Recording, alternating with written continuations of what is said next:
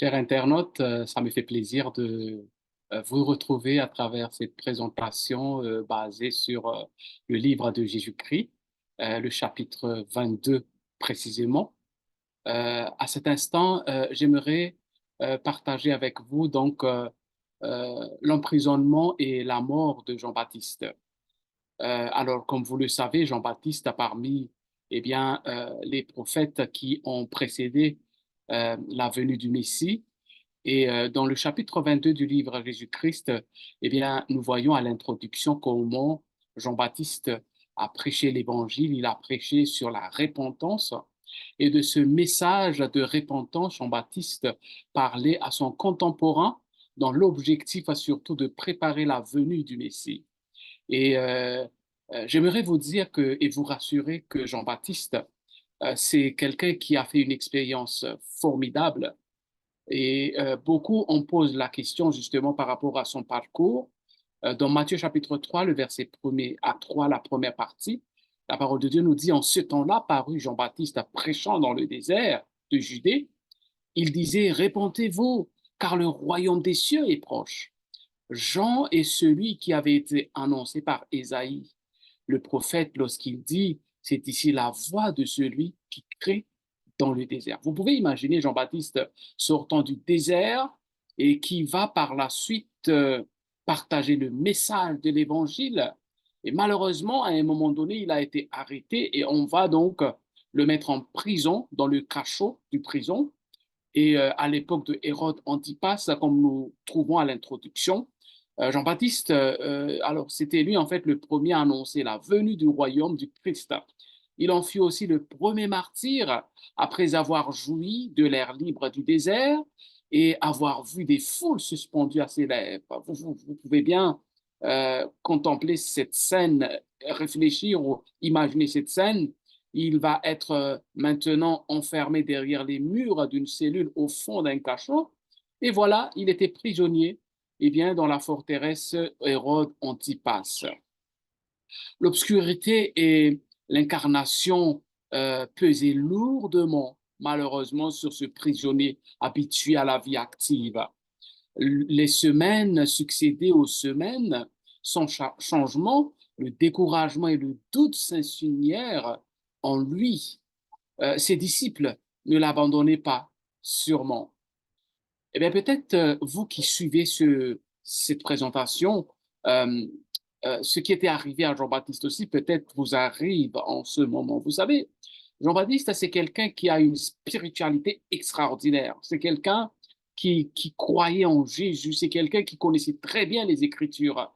C'est quelqu'un qui avait cette certitude euh, de sa nature nazirienne, qui n'a jamais été rasé, qui mangeait sainement. Si vous voulez, il a pris toutes les précautions pour le bien de sa vie physique, mentale, émotionnelle, psychologique et spirituelle.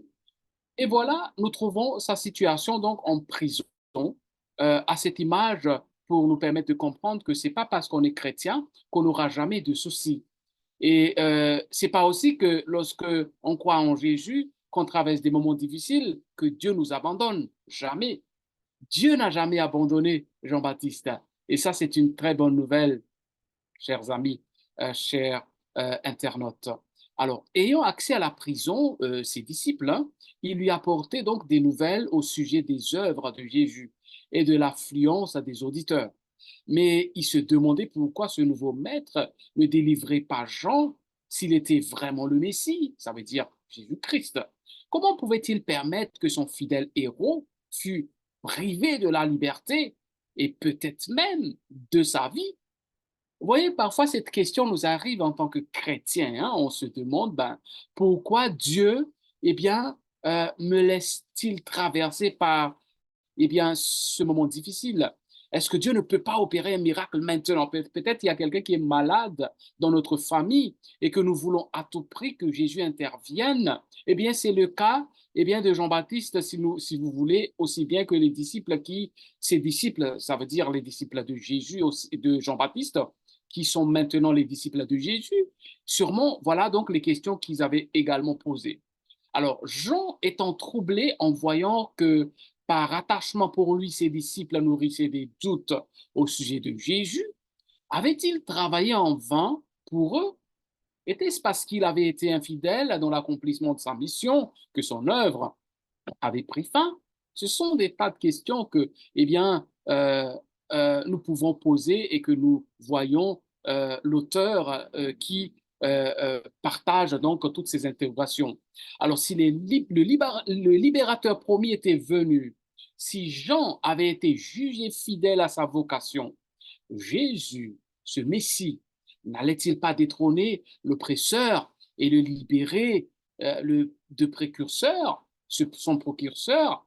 En fait, lorsqu'on voit l'histoire de Jean-Baptiste, on voit que néanmoins, il ne renonça pas à sa foi au Christ. Il continue à croire en ce Jésus. Et c'est là que nous comprenons que même si nous traversons des moments difficiles, cela ne devrait jamais nous empêcher à continuer à croire en Jésus. Le souvenir de la voix céleste et de la colombe descendue sur Jésus, et bien justement, la pureté immaculée du Christ, la puissance du Saint-Esprit qui avait accompagné Jean alors qu'il se trouvait en présence du Sauveur, le témoignage des Écritures prophétiques, tout cela attestait que Jésus de Nazareth était celui qui avait été promis par les Saintes Écritures. Alors, dans cette histoire de Jean-Baptiste, euh, on comprend qu'il ne voulait même pas discuter de ses doutes et de ses anxiétés envers ses compagnons. Il préférait donc s'enquérir auprès de Jésus. Il confia donc un message à deux de ses disciples dans l'espoir qu'une entrevue avec le Sauveur confirmerait leur foi et donnerait une assurance à leurs frères. Les disciples se présentèrent donc maintenant à Jésus avec leur message, ça veut dire le message qu'ils devaient apporter à Jésus de la part de Jean-Baptiste. Et voilà la question, es-tu celui qui doit venir ou devons-nous en attendre un autre?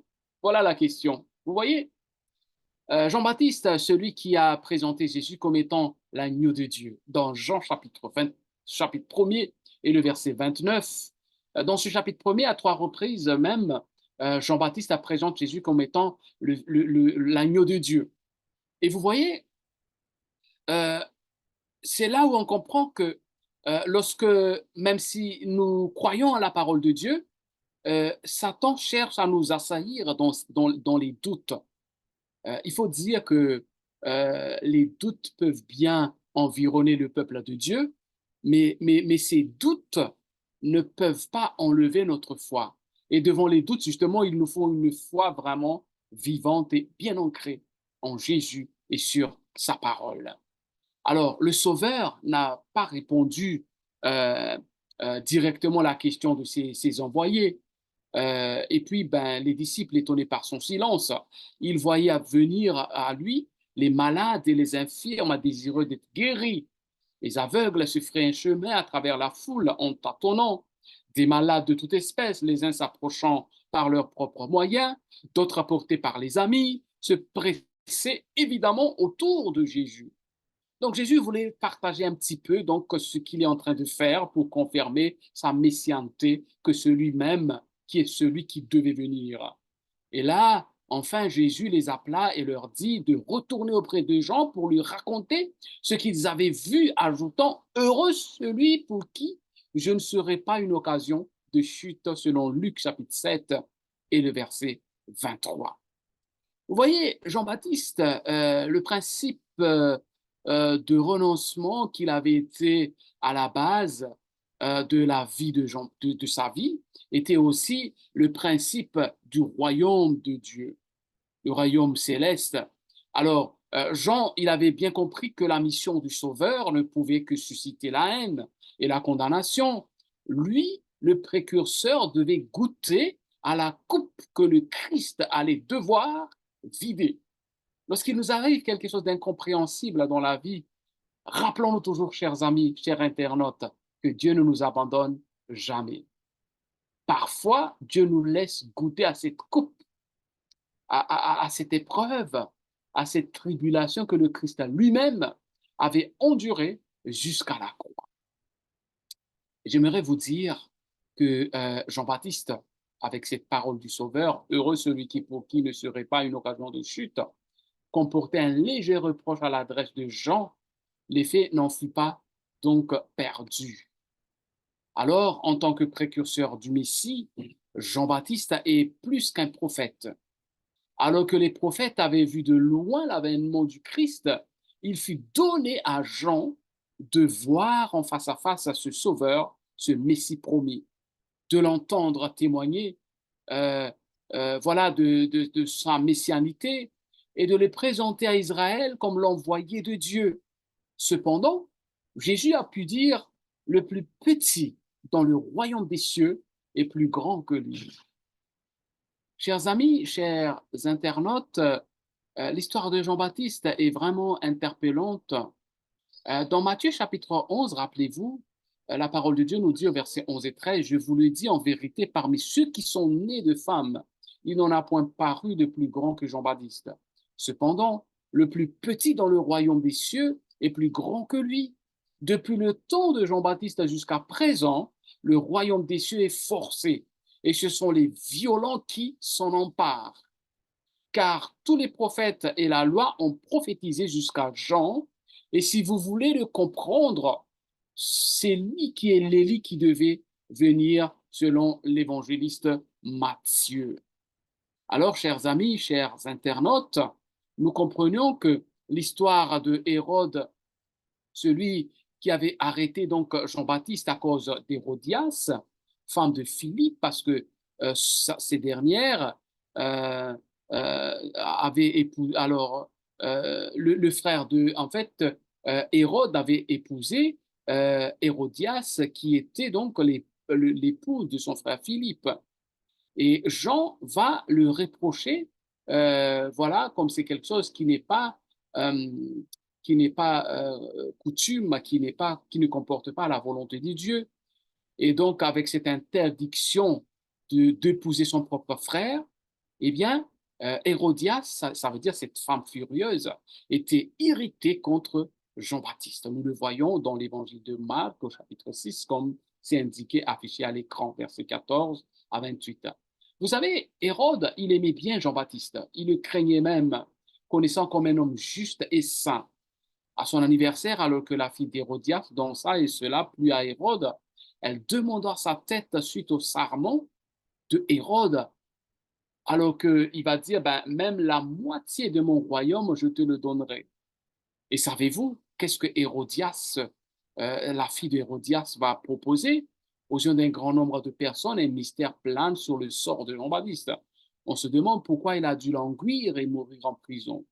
Si le mystère d'une providence obscure et impénétrable à l'œil humain, il ne saurait ébranler notre confiance en Dieu pourvu que nous nous souvenions d'une chose.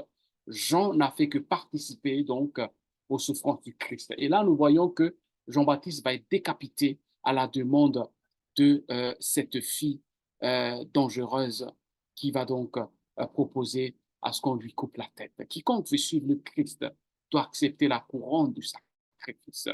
On sera méconnu par des hommes égoïstes. On sera en but au terrible assaut de Satan. Son royaume se propose justement de détruire ce principe de sacrifice de soi-même. Aussi, lui aussi luttera-t-il contre lui partout où il le rencontrera. Eh bien, chers amis, chers internautes, Jésus intervint par alors, je reviens, je reprends la lecture.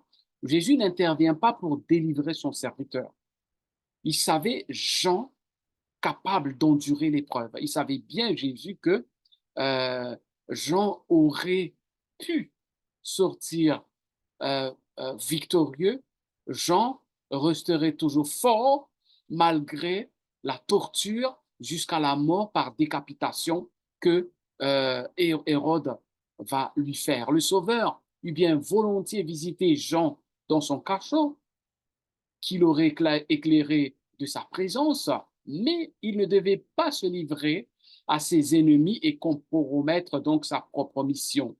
Il eut volonté de délivrer son frère, son fidèle serviteur, dans l'intérêt de milliers de personnes qui allaient subir la prison et la mort à l'avenir. Jean devait boire à la coupe du martyr.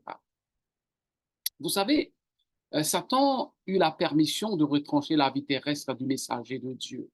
Cependant, la vie cachée avec le Christ en Dieu était hors de l'atteinte du destructeur. Celui-ci se réjouissait de la douleur qu'il occasionnait au Christ, mais Jean avait échappé à sa conquête. D'ailleurs, la mort allait se soustraire pour toujours au pouvoir de la tentation. Dans cette guerre, rappelons-nous, chers internautes, dans cette guerre entre le bien et le mal, Satan faisait connaître son vrai caractère. Tout l'univers était témoin de sa haine contre Dieu et contre l'humanité. Vous savez, bien que Jean n'ait pas eu la faveur d'une délivrance miraculeuse, il ne fut pas abandonné. Il avait joui constamment de la présence des anges célestes qui lui rappelaient les prophéties relatives au Christ et les promesses de l'Écriture. C'était là son appui et celui du peuple de Dieu à travers les âges. Jean-Baptiste a reçu rassurance donnée à ceux qui l'ont suivi.